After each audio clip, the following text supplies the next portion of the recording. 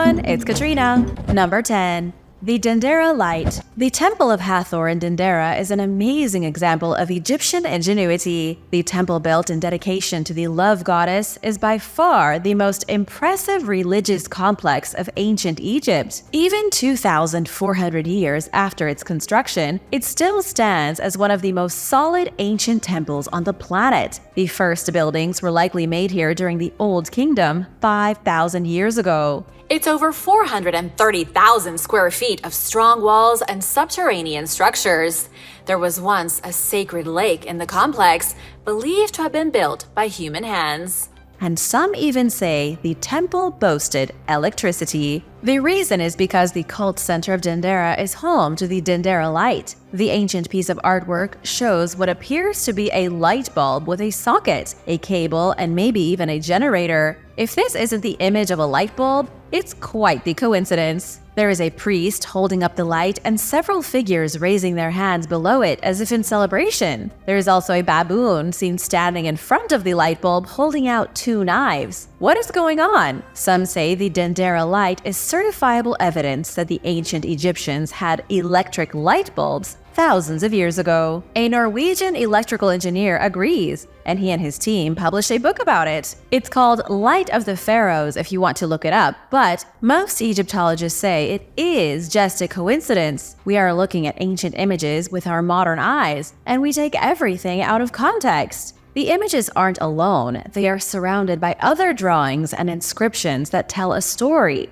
Based on the inscriptions near the supposed light bulb, the god Horus is being shown rising from the lotus flower in the form of a snake, which looks like the filament of a light bulb. His body is being carried on a barge that looks like a light bulb. What appears to be a socket and cable is just the lotus flower and its stem. The lotus flower is very important in Egyptian mythology as part of their creation myths, and it is often represented in our eyes as a kind of lamp or a light. While many, including some engineers, believe that this was a type of lost ancient Egyptian technology, so far archaeologists have not found any ancient light bulbs or electrical artifacts yet. What do you think? Coincidence? Or did the Egyptians actually have light bulbs? Let me know in the comments. Hi guys! Excuse the brief interruption, but I just wanted to let you all know that we are now on Spotify.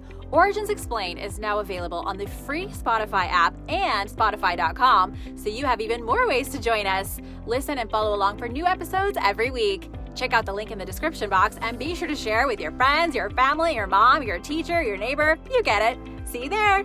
Number 9. The Jade Discs. In 5000 BC, Neolithic humans in China started to place large stone discs on the bodies of dead aristocrats. Researchers have no idea why. The most baffling part is that the huge stone discs were carved out of solid jade. Jade is an extremely hard and wildly valuable mineral. 7,000 years ago, people figured out how to cut massive jade discs and place them on the chests of dead important people in their graves. The jade discs continued to be part of the funerary process in China for thousands of years. In almost all of the most important tombs from the Hongshan culture, the nobles had jade discs placed on them. The same can be said about the Liangzhu culture between 3000 and 2000 BC. Jade typically needs to be shaped using modern machinery. The rock is very tough, too tough to be intricately carved using stone tools. Yet that was all Neolithic humans had in 5000 BC. The thing that confuses scientists is that many of the jade discs are smooth as silk, carved to utter perfection. How did they do it? Researchers have suggested it was done using a process of brazing and polishing. However, that would have taken an insane amount of time. But it's true they had a lot of that without TikTok.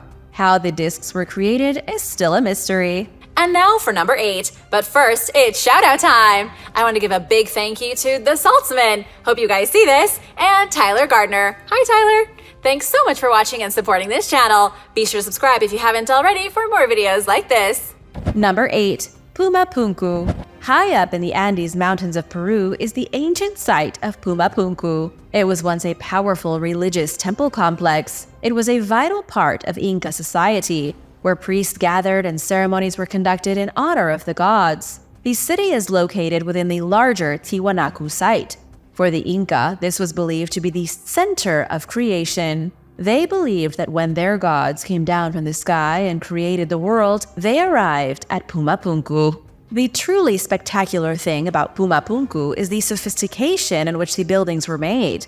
The Inca used boulders that modern machines would have a difficult time moving around. Some of these stones used to build the religious temples here are 26 feet long and over 100 tons. Scientists from Binghamton University did radiocarbon dating on organic materials from the oldest layer around the city. This helped them confirm that the initial construction started around 1510. That was only 500 years ago, long after Europe had already pulled themselves out of the Dark Ages. Mainstream archaeologists are convinced the Inca made Pumapunku's megalithic buildings using primitive stone tools. And yet, when looking at the building blocks, it looks like they were made with a machine. The workmanship is so fine, the angles so perfect, it looks like every block was made using lasers. The stonework is beyond intricate, far more impressive than anything the Egyptians did. Scientists have even found drill holes that suggest power tools were used in the creation of the stones. Not to mention that the temple complex is 12,800 feet above sea level. Unless they were lifting the stones onto the top of the mountain using armies of eagles, it doesn't even make sense that they got the stone there in the first place. How do you think this place was made? Let me know in the comments below. Number 7. Treasures of the Antikythera ship. Archaeologists have found the missing piece of a puzzle from over a century ago. During a recent underwater excavation of the Antikythera wreck, researchers found a life-sized marble head. The head is of a bearded man, a man the experts think might be Hercules. The head might match with the body found at the Antikythera wreckage shortly after its original discovery in 1900 in Greece. The body of the statue is kept at the National Archaeological Museum in Athens.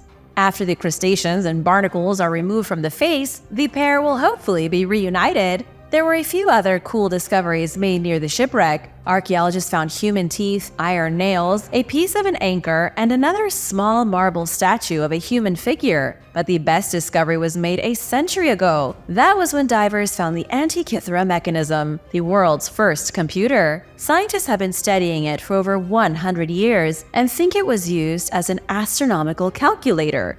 The tiny device was fitted with gears and wheels and scientific dials. It was the closest thing the ancient world ever had to a computer, used to predict and display the orbits of cosmic objects. Number 6.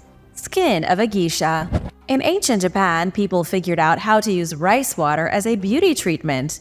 Centuries later, the ancient recipe for perfect skin is making a comeback. People all over the world are catching on to the brilliance and simplicity of rice water to gain soft, natural skin. In ancient Japan, it all started with the geishas. These professional entertainers would soak their faces in rice water because they knew it would brighten their skin, settle their pores, and improve skin health. It likely started in the Heian period, from 794 to 1185. Women also soaked their hair in rice water to keep it shiny and black. Those who did this religiously were known as the Yakubi women, famous for their beauty and femininity. But what's the trick to rice water? What makes it so special? The answer is absolutely nothing. 1,000 years ago, women in Japan realized that if they used the leftover water from washing rice to wash themselves, they could get perfect skin and perfect hair. They figured the same thing out in ancient China. The Yao women from the Huangluo village used rice water to maintain lustrous hair well into their 80s. The Yao women are still around today, still using the traditional rice water formula as their hair grows over 6 feet in length on average. Ancient knowledge is making a comeback. Number 5. Maya Plaster. The Maya civilization were master builders. Many of their most impressive structures are still standing today after over 1,000 years. They didn't have concrete like the Romans had developed, but clearly they had mastered some form of building material. A team of researchers recently traveled to Honduras to learn the secrets of Maya longevity. They analyzed ancient scraps of Maya plaster from the Copan archaeological site and found unexpected plant extracts. Humans started to use lime plaster about 14,000 years ago, but the Maya took plaster to the next level.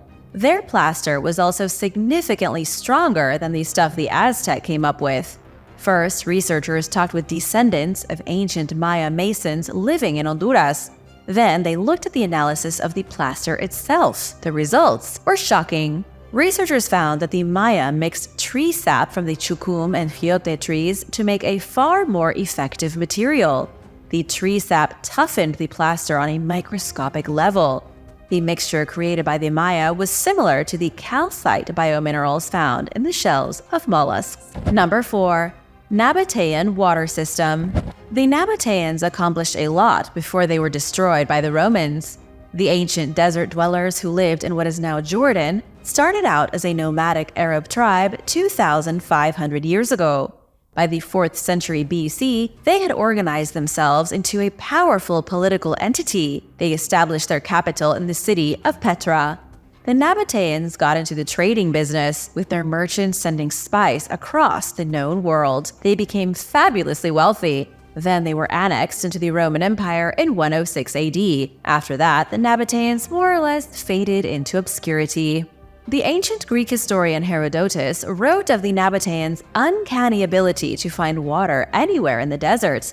The ancients don't know how they did it, but modern archaeologists think they've figured it out. The Nabatayans developed a highly sophisticated system for collecting rainwater and funneling it into underground cisterns. They developed what may have been the first waterproof cement. They learned how to build ceramic pipelines and use inverted siphons. All of this ingenuity so that they could collect all the water during the rainy season, store it safely, and use it freely during times of drought. Historian Diodorus wrote that the Nabatayans had ample water in places where there wasn't any. They also refused to tell outsiders how they did it. This made them mystical in the eyes of the Romans. When the Nabatayans were subjugated, they took their knowledge of waterworks with them. Just a few years after their kingdom was taken away, the newcomers in the desert found themselves without water and abandoned the whole place.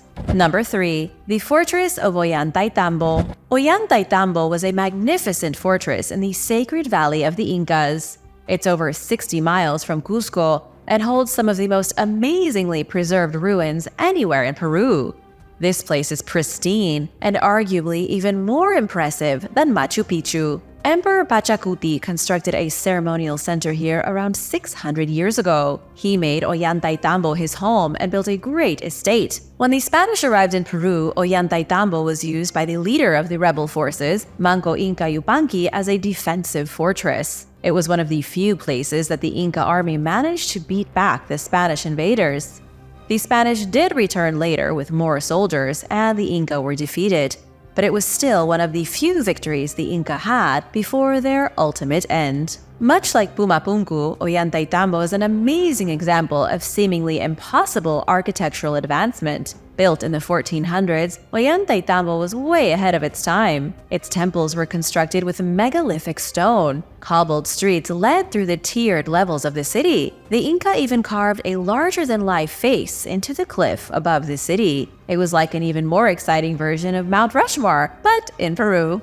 Number 2. The Tunnel of Ipalinos. The Tunnel of Ipalinos is one of the largest subterranean passages carved in the ancient world. It runs an astounding 3,399 feet through the solid rock of Mount Castro. The fact this was done by Greek workers in the 6th century BC is beyond impressive. People with nothing but sharp rocks burrowed through the earth like an army of mole rats. It is one of only 2 tunnels from ancient history that was excavated from both ends. Engineers knew where to start on either side of the mountain so that when the workers met in the middle, the tunnel would be complete. Not only is it inscribed on the UNESCO World Heritage List, but the Tunnel of Ipalinos is also a designated International Historic Civil Engineering Landmark. At this point, you might be wondering, why build such a giant tunnel through a mountain? It was used as an aqueduct. The tunnel was such an impressive sight to the ancient Greeks, Herodotus described it in his notes on history. Homer also mentioned it in his hymn to Apollo. The genius behind the construction was Ipalinos, one of the greatest Greek engineers that ever lived. Once the tunnel was complete, pipes were installed to move fresh water to the city of Samos. The city had outgrown itself. There were too many people and there wasn't enough water in the wells. The fresh water from the other side of the mountain was brought straight into the city. allowing Samos to continue to prosper. Number 1. The First Pottery. For a very long time, researchers believed pottery was invented at the same time as agriculture and animal husbandry. Pottery was one part of a larger package that came with the sudden invention of technology roughly 9,000 years ago. But that might not be the case at all. According to a new study published in Nature Human Behavior, ancient hunter-gatherers figured out how to make pottery 20,000 years ago. Rowan McLaughlin from the National University of Ireland collected shards of pottery from over 156 sites. Rowan and colleagues dated the pottery fragments and were able to create a map of when tribes in certain areas started to play around with clay. They were shocked to see it all started somewhere in the East at least 20,000 years ago. The knowledge of how to create pottery then spread from one tribe to another across Eurasia and Europe. The team's findings show the first time in human history technology spread using word of mouth. It may have been a simple technology, but it helped Stone Age humans hold valuables and transport liquids. Pottery was a thing for 10,000 years before farming started. Thanks for watching! Which of these examples of ancient tech did you find the most impressive? Let me know in the comments below. Be sure to subscribe if you haven't already, and I'll see you next time. Bye!